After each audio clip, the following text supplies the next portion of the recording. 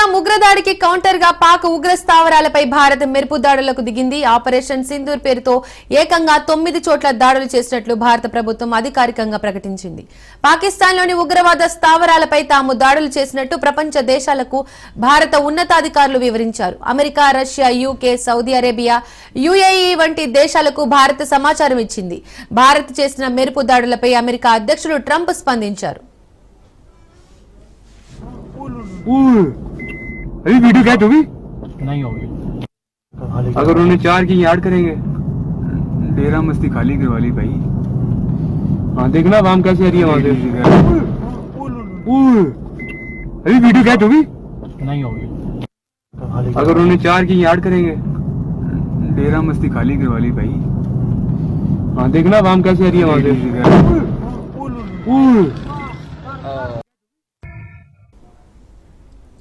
భారత్ పాక్ దేశాల మధ్య పరిస్థితిని జాగ్రత్తగా తాము గమనిస్తున్నట్లు అమెరికా జాతీయ భద్రతా సలహాదారు మార్కో రూబియో రియాక్ట్ అయ్యారు. ఆపై అమెరికా అధ్యక్షుడు ట్రంప్ ఇలా స్పందించారు. ఇరు దేశాల మధ్య పరిస్థితులు చాలా దారుణంగా ఉన్నాయని, భారత్ పాక్లు దశాబ్దాలుగా ఘర్షణ పడుతున్నాయన్నారు. ఉద్రిక్తతలు ఇరు దేశాలు తగ్గించుకోవాలన్న ట్రంప్ పహల్గాం దాడిని హేయమైన చర్యగా చెప్పుకొచ్చారు. 2 శక్తివంతమైన దేశాలు రోడ్లపైకి వచ్చి ఘర్షణ పడాలని ఎవరు కోరుకోరన్న ట్రంప్, ప్రపంచానికి శాంతి కావాలి, ఘర్షణలు వద్దు అని ట్రంప్ చెప్పుకొచ్చారు.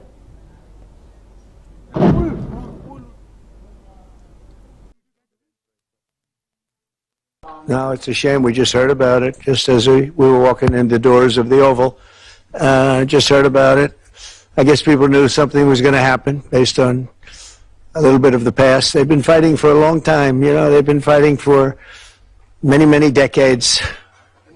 And centuries, actually, if you really think about it. No, I just hope it ends very quickly.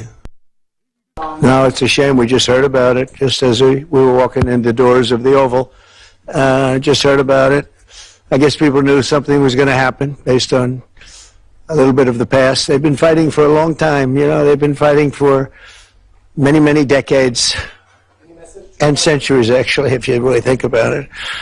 No, I just hope it ends very quickly. No, it's a shame. We just heard about it just as we were walking in the doors of the Oval. Just heard about it. I guess people knew something was going to happen based on a little bit of the past. They've been fighting for a long time. You know, they've been fighting for many, many decades and centuries, actually, if you really think about it. No, I just hope it ends very quickly.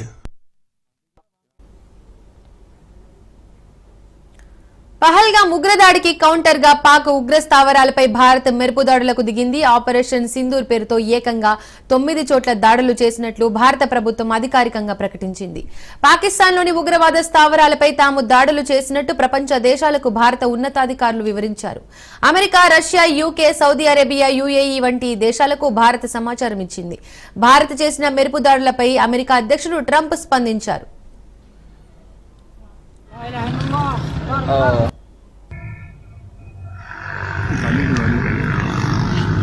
देखना वाम कैसे आ रही है वहां से। अभी video क्या होगी अगर उन्हें 4 की याद करेंगे। ఇక ఈ అంశానికి సంబంధించి మరిన్ని అప్డేట్స్ మా ప్రతినిధి దత్తు లైవ్ ద్వారా అందిస్తారు. దత్తు, పహల్గాం ఉగ్ర దాడి తర్వాత ఎప్పుడెప్పుడు పాకిస్తాన్ మీద ప్రతీకార చర్యలు ఉంటాయని చెప్పి యావత్తు భారతదేశం మాత్రమే కాదు ప్రపంచం కూడా ఎదురు చూస్తూ ఉంది. దానికి కారణం ఒకటే ఉంది. ఉగ్రవాదాన్ని పెంచి పోషిస్తున్నటువంటి పాకిస్తాన్ ని తుదముట్టించాలి, ఆ దుశ్చర్యల్ని ఖచ్చితంగా ఖండించాలి, తగిన చర్యలు చేపట్టాలనే పెద్ద ఎత్తున ఆ ప్రజల్లో ఆకాంక్ష కూడా ఉంటూ ఉండేది. అది ప్రస్తుతం నెరవేరే రోజు వచ్చింది.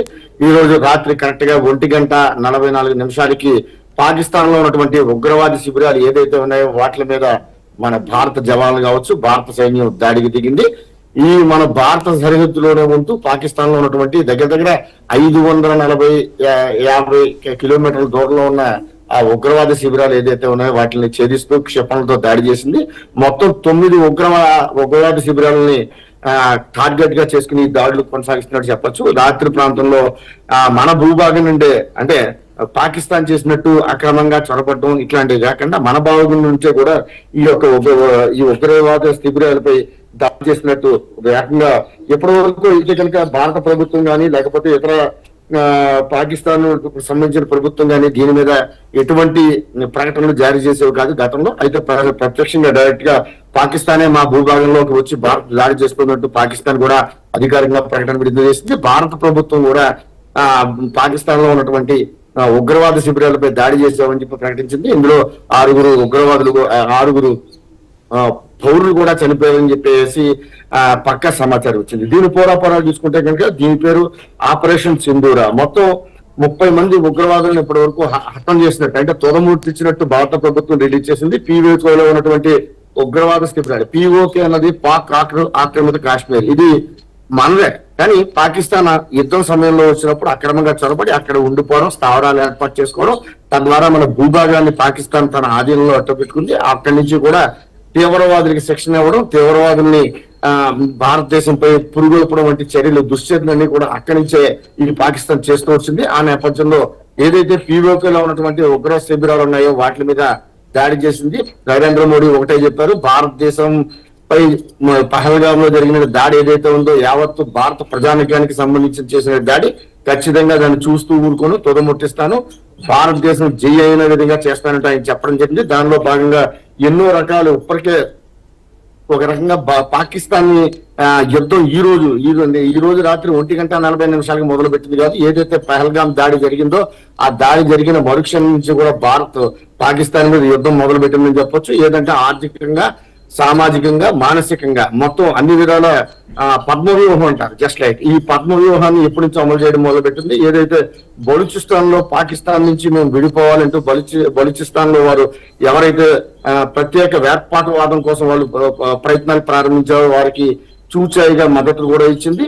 వారు ఆల్రెడీ భారత్ పై పహల్గామ్ మీద దాడి జరిగిన వెంటనే వారు తమకు ప్రత్యేకించి పాకిస్తాన్ నుంచి మేము విడిపోవాలి, మా ప్రాంతం మాకు కావాలంటూ వారు ఆల్రెడీ మిలిటరీ శిబిరాలపై దాడులు చేయడం మొదలు పెట్టారు, సైనికులు చంపడం మొదలు పెట్టారు. కొన్ని ప్రధాన పట్టణాలైనటువంటి 6 పట్టణాలను కూడా వారు స్వాధీనం చేసుకోవడం జరిగింది, వాళ్ళ అదుపులోకి తీసుకోవడం జరిగింది.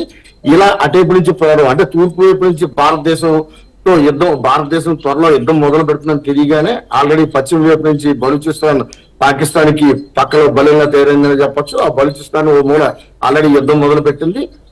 ఇటేపు ఇక్కడ నుంచి తూర్పు వైపు ఉన్నటువంటి పాకిస్తాన్ కాశ్మీర్ సరిహద్దుల నుండి లడాక్, అలాగే లేహ్, పహల్గామ్ ఈ ఏరియాల నుండి కూడా భారతదేశం యుద్ధం నేను రాత్రి నుంచి స్టార్ట్ చేసిందని చెప్పొచ్చు. మరోవైపు పాకిస్తాన్ కి ప్రధాన జీవన నాడి అని చెప్పొచ్చు.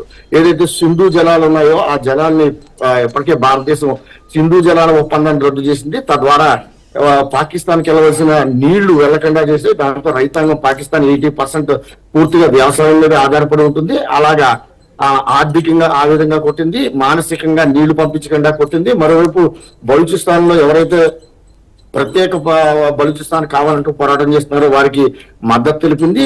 ఆ వెనకాల నుంచి అటువైపు చేయడింది, అటువైపు కూడా మద్దతు ఇవ్వడం జరిగింది. మరోవైపు ప్రత్యక్షంగా యుద్ధం చేస్తున్న విషయం పాకిస్తాన్ కే కాదు యావత్ ప్రపంచ